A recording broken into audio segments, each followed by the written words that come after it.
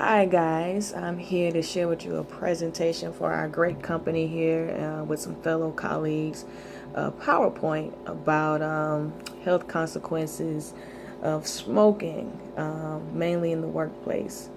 So I'm just going to share with you very briefly. Just give me 5 minutes and we can return back to our daily schedule. Our first slide, as you see here, says health consequences of smoking. Second slide here is cigarette smoking, and some things we're just going to cover really quick, very briefly. Some major risk, the health benefits of smoking cessation or cessation, which means like coming away from, what are the benefits of coming away from smoking? Smoking cessation aids, things that can help us break away from smoking. The impact of a smoke-free environment for employees on wellness, which is a very great thing to know. You're going to find out. Behavioral change theories that can be used to evaluate a person's readiness to quit smoking. Sometimes as employees and even, just colleagues, before you approach somebody, you want to know the right thing to say. You don't want to offend somebody. And so this will help with that. The importance of role modeling positive lifestyle habits. You never know who's watching you in the workplace, in the parking lot, at the stoplight, on the way into the job. So you never know how important it is to be a leader and to be a role model in the ways that you can help other people. So moving on to the next slide. Major risks of smoking. Cardiovascular disease. And I think that's a very big word, but we all know someone or have somebody in our family or have a friend that is struggling with one of these things I'm about to name.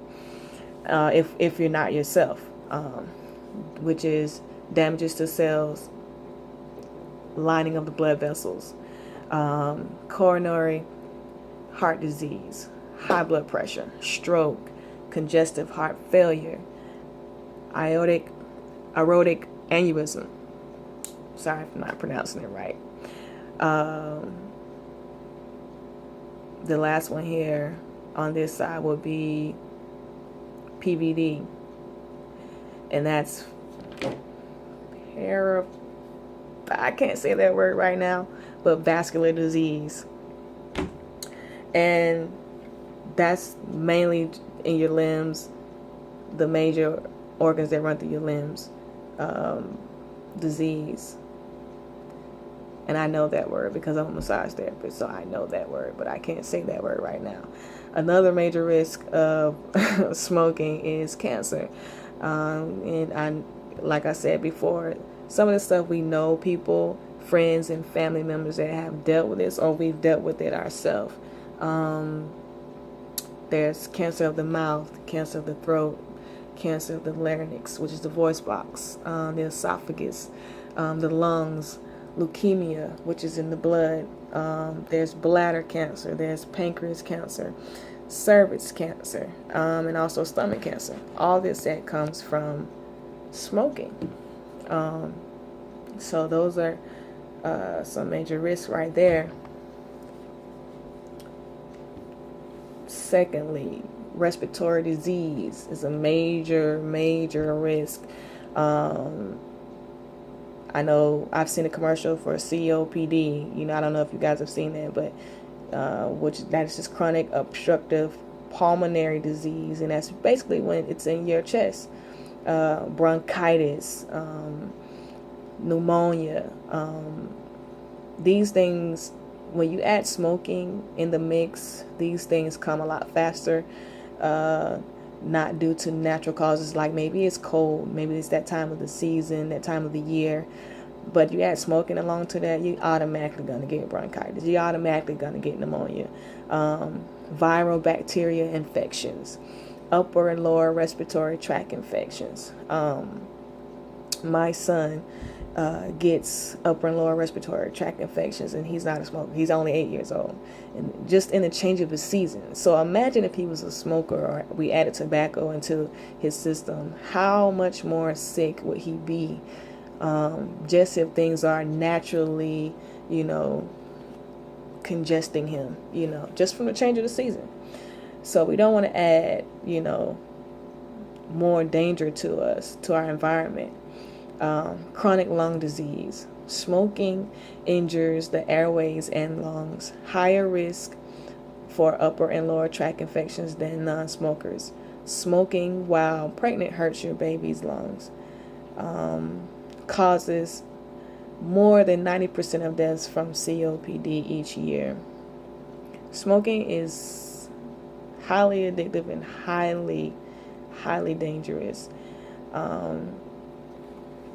Most people do it mindlessly, Even knowing all these things, it's still hard for people not to do it.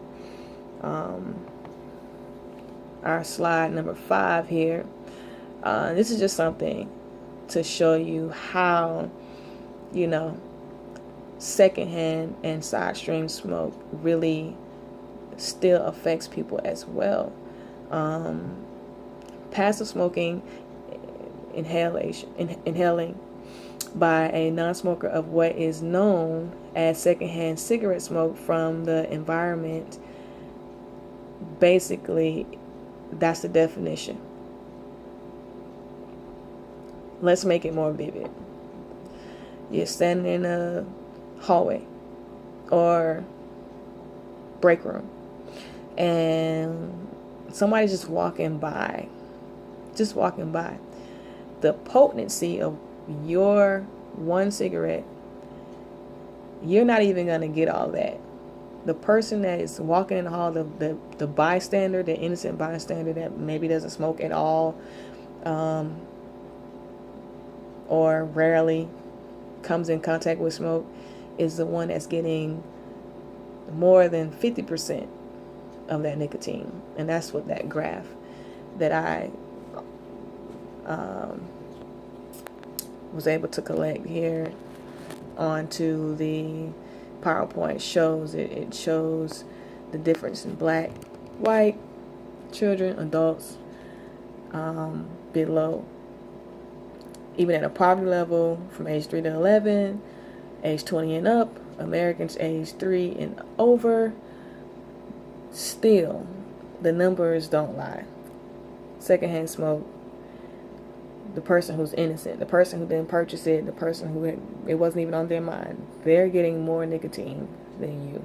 It's causing more damage to their lungs, to their system than yours. So basically, this slide is just the definition of secondhand smoke. It's just passive smoking. I swear I can't read tonight. Or in this presentation, inhalation by a non-smoker of what is known as secondhand cigarette smoke from the environment. Passive smokers inhale side stream smoke. It just, you get that whiff. That's that whiff, and it's so strong and potent, it's like you choke, that type of thing. I can't breathe when somebody's smoking around me or near me or in the same building. Which is funny because I used to be a smoker briefly for about 6 months when I was 19. But after that, I really can't stand the smoke because it congests my nasal passages and I can't breathe. I really can't breathe at all. Next slide. Creating a smoke-free environment for all employees. This is what I wanted to really get to.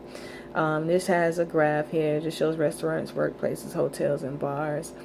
And the years that this was taken over was from 1987 to 2000 and a little bit, almost 2010. And it just shows the support rising. People want to ban this because it really does benefit everybody by banning it. Let's go to the next slide.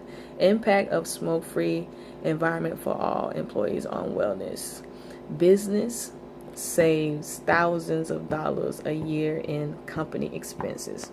Now, if our company could save thousands of dollars, I think that would be more opportunity for us to get raises, bonuses, time off, paid time off, if we're not having to have those company expenses. I mean, the company could give more back to us.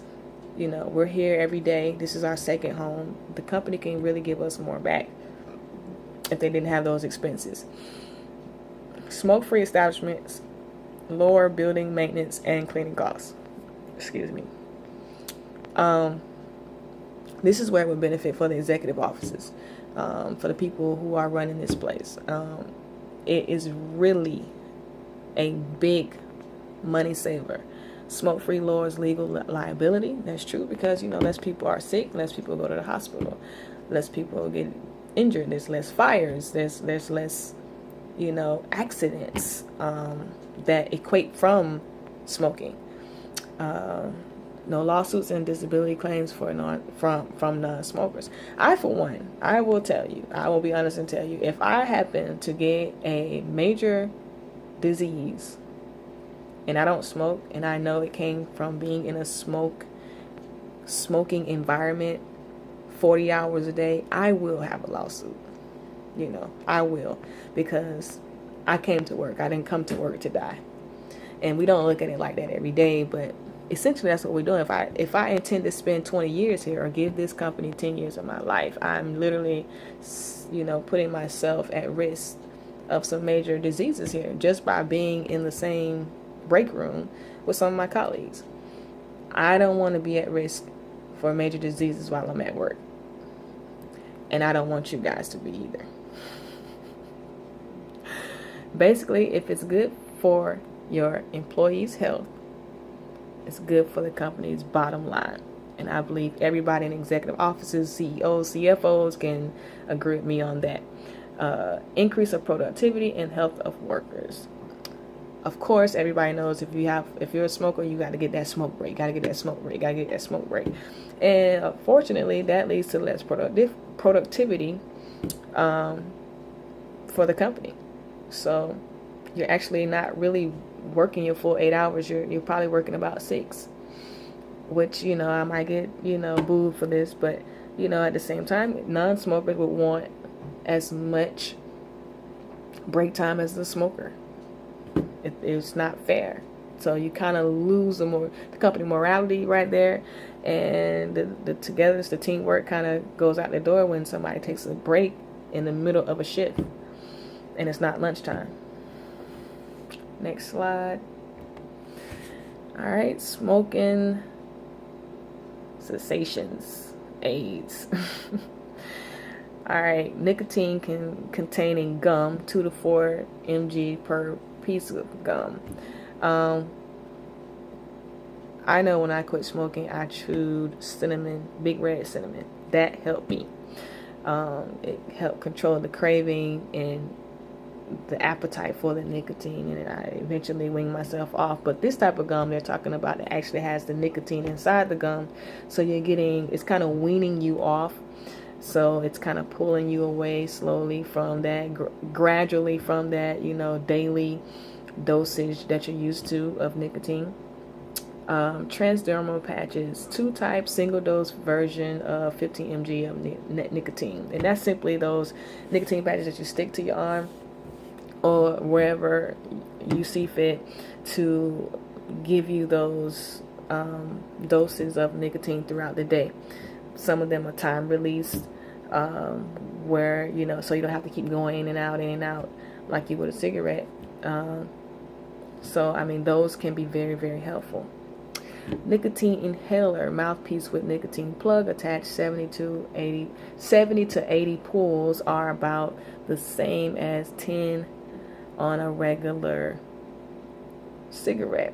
Again, that's another version of a gradual way to get that fix without being so aggressive on your organs and aggressive in a negative way, destroying your body and even the workplace around us. So that's another way to wean yourself out off the smoking.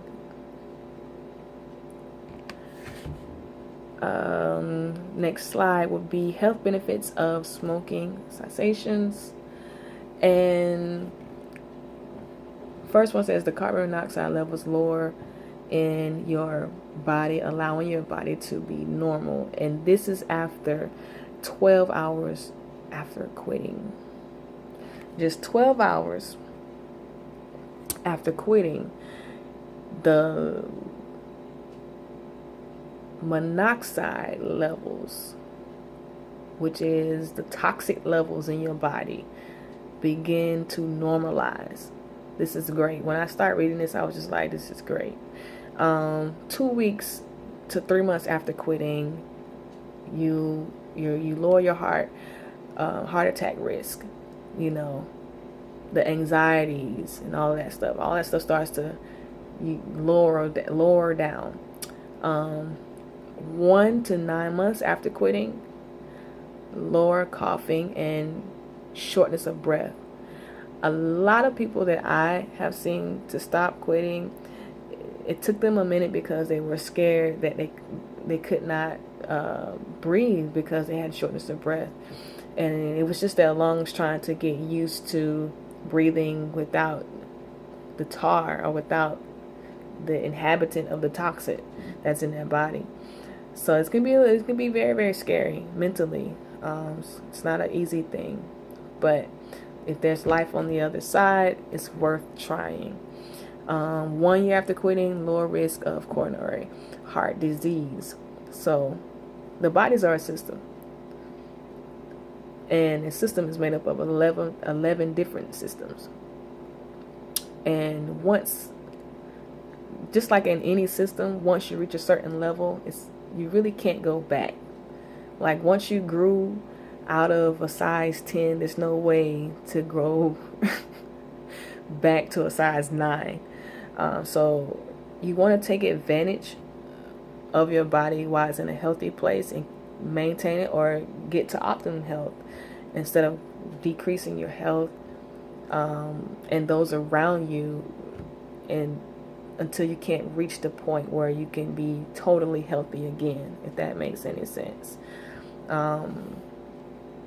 When you quit, it might not be an immediate thing, but your body can gradually come back to a healthy place. But you have to start somewhere. And why not start at work? It's cool. We're your second family, we'll help you get through it. Behavioral changes theories can be used to evaluate a person's readiness to quit. One way is the theory of reason act.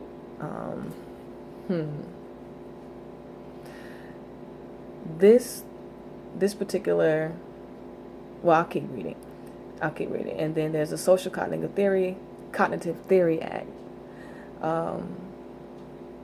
that came about in 1992. There's health belief model, which essentially is, you believing that, okay,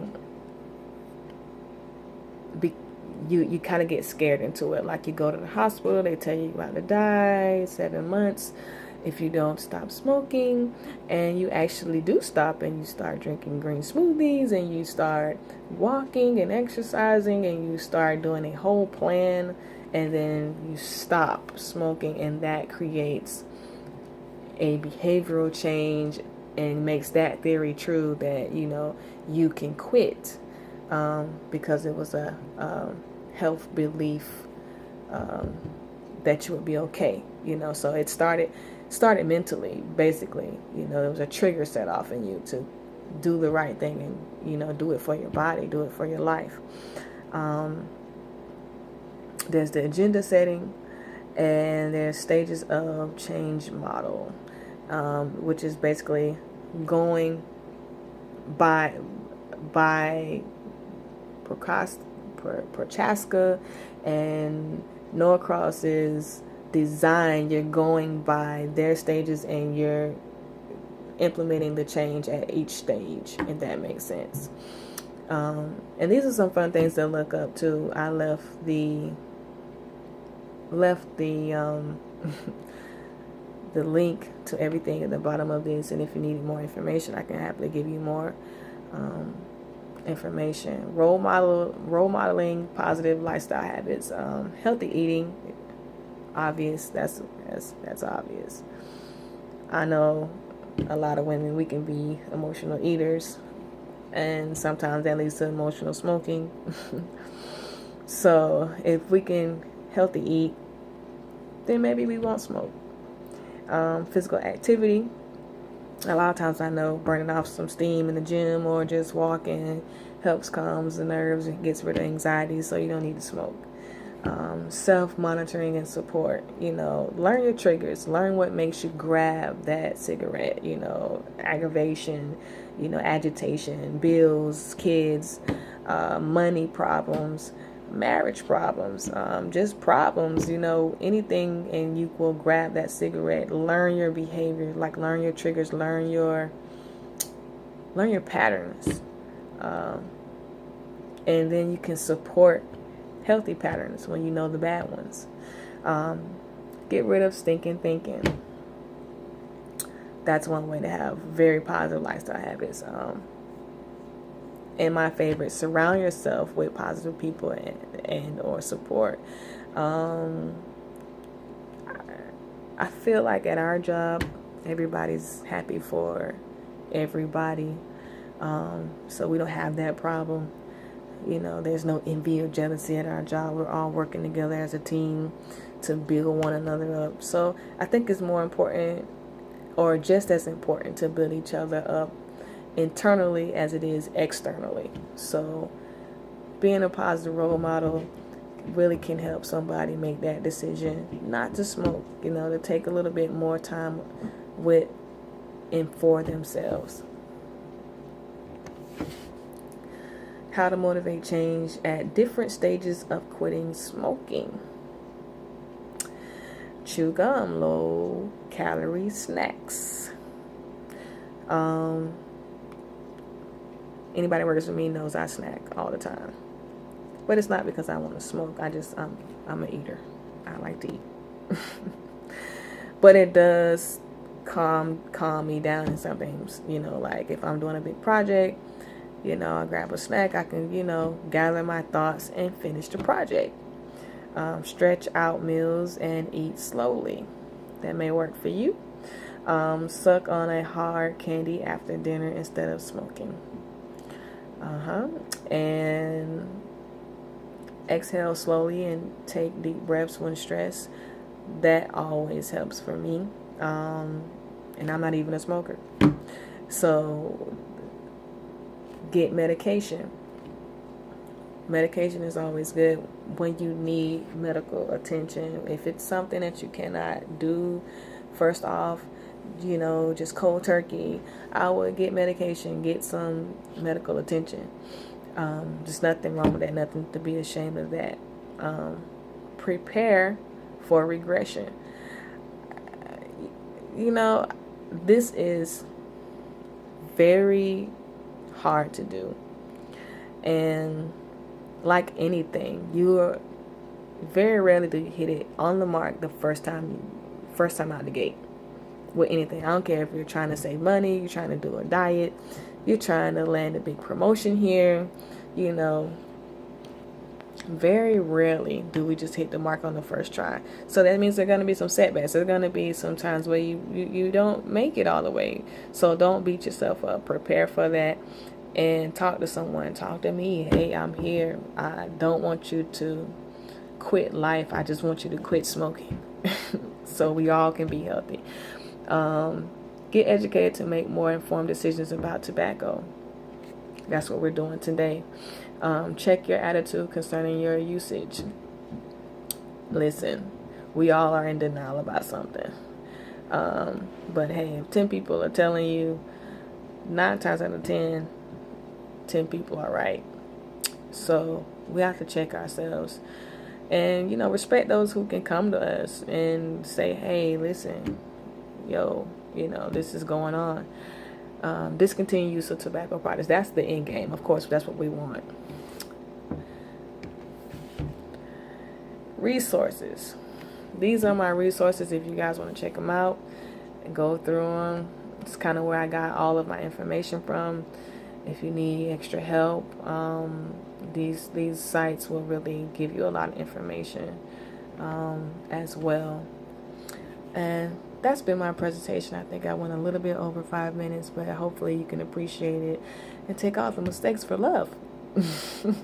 Because I love you guys and I want to see you healthy. I want to see you whole, and I want this company to grow. So until next time, good night.